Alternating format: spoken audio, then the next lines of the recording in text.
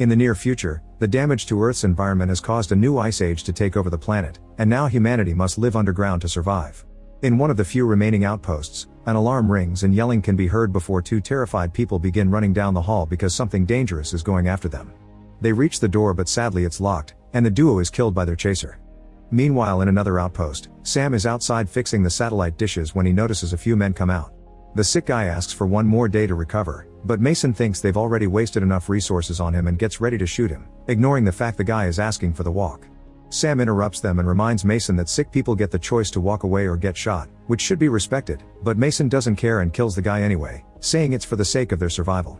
As Sam returns inside, it's revealed that because these few survivors live in a confined space with limited resources, they've become scared of the common cold.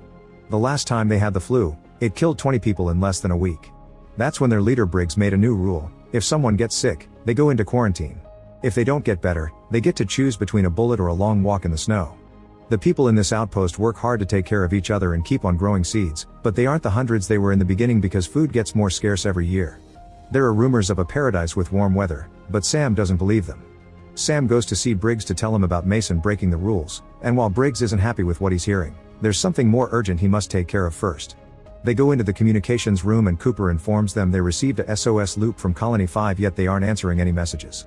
Briggs calls for an emergency meeting in half an hour while Sam goes to see Victor, who is in charge of the livestock. Unfortunately, he also has bad news. The last litter of rabbits was stillborn, and of the 12 remaining ones, there's only one female that the other rabbits don't want to mate with.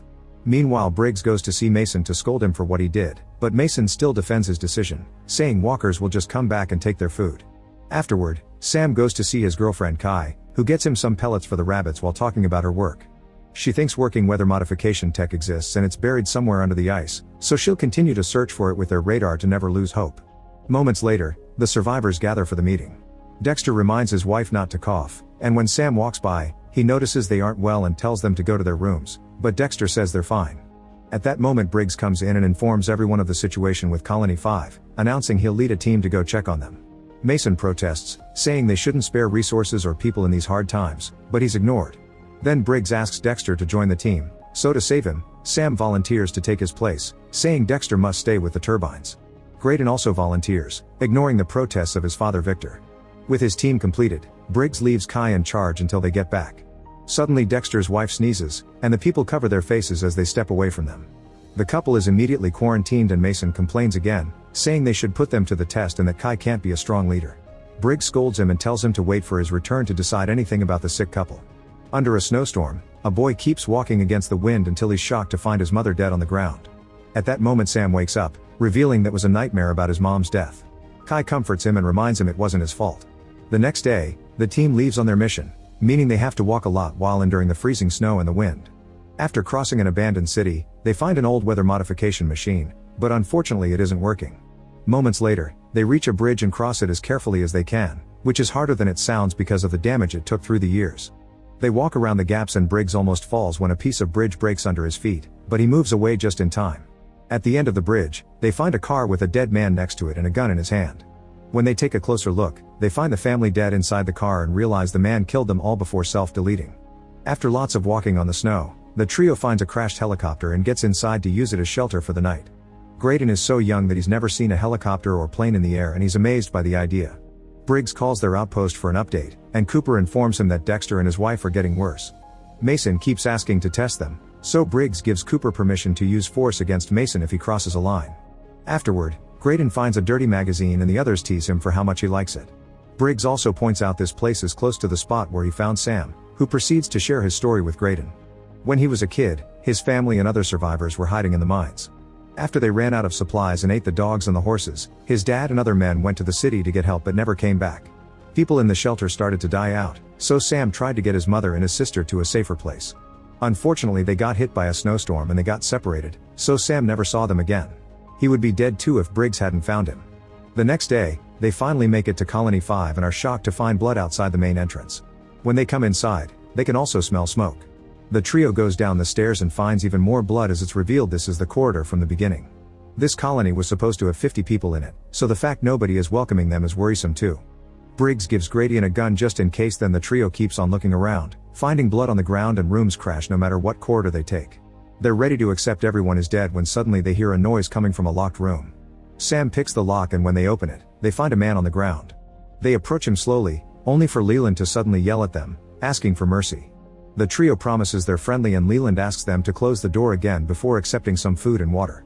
He's been stuck in here for many days and he isn't sure if anyone else is alive. He also explains that a few days ago his colony fixed their antenna and received a message that he plays for the trio now. On the screen, a man appears in an area without snow, explaining that his group has repaired a weather machine and successfully melted the permafrost, so now they have access to fertile ground. The only thing they need now is seeds. Unfortunately, the transmission cuts off and they only get to hear half of the location. Leland tells them that they triangulated the transmission and sent a team to find this warm area, but they never found it. Something dangerous found them instead and followed them back to the colony. Sam asks Leland to mark the location on his map, then Briggs tells him that they'll take him back with them. However, Leland is too scared to leave the room and reveals he didn't make the noise they heard. The trio takes all the supplies they can find in the room and tries to get in contact with their colony to no avail. Then they finally leave and try to drag Leland with them, but some weird noises can be heard and Leland gets so scared that he runs back inside and locks the door. The trio continues to move without him, and the deeper inside the outpost they go, the more banging and screaming they hear. Eventually they see the light from some torches and come closer to find a disturbing sight. Surrounded by the bodies of the colonists, there's a man butchering a body and others feeding on human flesh. Suddenly the butcher smells them and turns around ready to attack, but Sam shoots him first. The shot causes more cannibals to wake up from the pile of bodies and the leader screams as they start chasing the group down the corridors. Sam shoots the leader in the ear and manages to kill another guy, but there are too many of them, so Briggs throws a dynamite stick to slow them down. Graydon accidentally splits from the group, but he barely manages to step back before he's surrounded by cannibals who immediately attack him. Briggs and Sam finally show up and fight against the attackers, killing them one by one until they're all dead. Unfortunately, by the time they check on Graydon it's too late, he's dead as well. There's no time to grieve, Briggs and Sam have to keep on running. After climbing the stairs, Sam shoots another cannibal and runs out of ammo, then Briggs breaks the stairs off to stop the cannibals from following them. Unfortunately, there's a cannibal already there, so Briggs proceeds to fight him and after lots of struggle, he manages to shoot him off. The rest of the cannibals soon arrive and see what Briggs did, so the leader yells at him in fury. Once the duo is outside, Briggs throws dynamite into the entrance to destroy this tower and seal the colony. They walk under the snow for a while and when they find the helicopter again, Briggs decides they'll spend the night in it because the temperature is dropping too fast. They begin discussing the cannibals and Briggs says that people do terrible things to survive, then he shares a story about his time in the army. During the relief, 20,000 people were corralled in the stadium.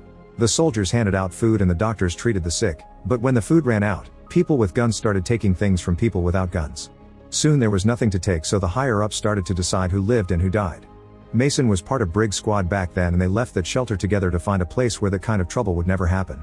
The next morning, the duo discovers that the cannibals have been following their footprints and are now coming closer.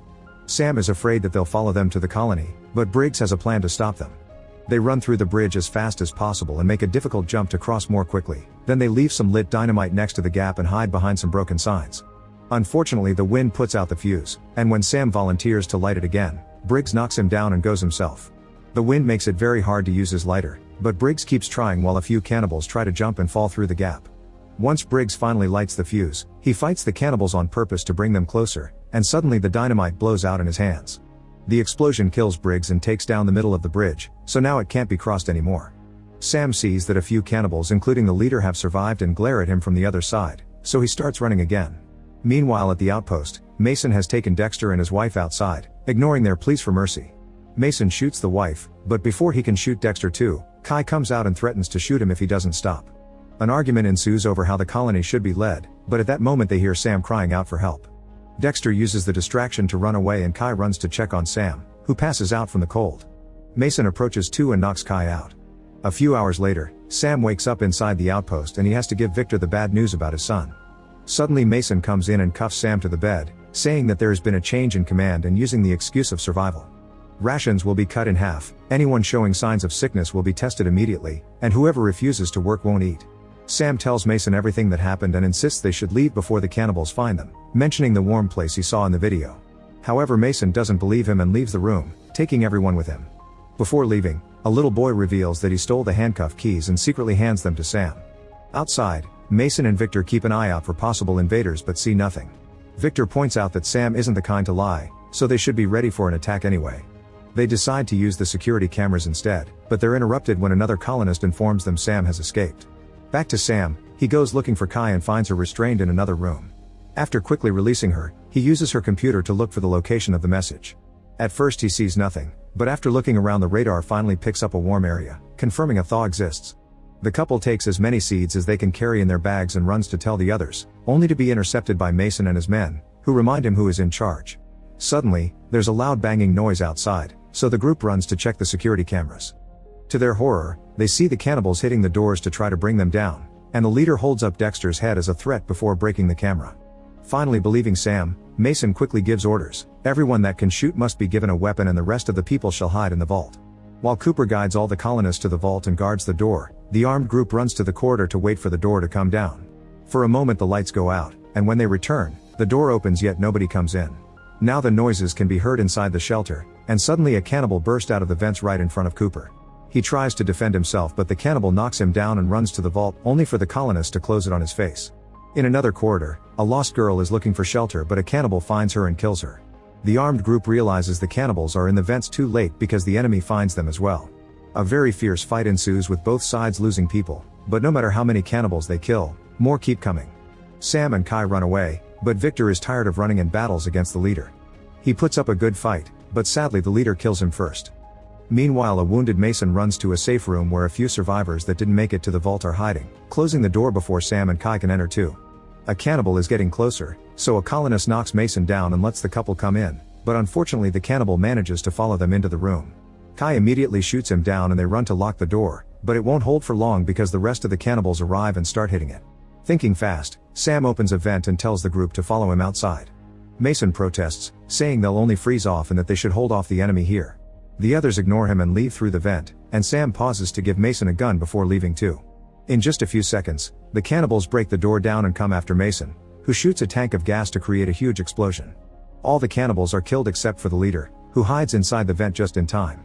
Soon the leader reaches Sam and they start fighting inside the vent, which breaks under their clashing and causes them to fall into the livestock room. The fight continues as Sam keeps on throwing anything he can grab at the cannibal, but the guy easily overpowers him and begins beating him up. After a few hits, the cannibal throws Sam on the floor and begins dragging him around, which gives Sam the chance to grab a fallen knife and hurt his opponent on the leg. The guy tries to defend himself, but this time is Sam who overpowers him and starts beating him up, furiously deforming his face before cutting his head off at the mouth. Then he tries to leave, only to find the corridor on fire. Outside, Kai and the remaining survivors come out of the vent and watch their home burn. At that moment, Sam comes out of the vent too and tells them they need to find the warm place from the message. The group starts walking on the snow, hoping they'll find a new home soon. Make sure to subscribe and turn on notifications so you can watch more videos like this. Thanks for watching.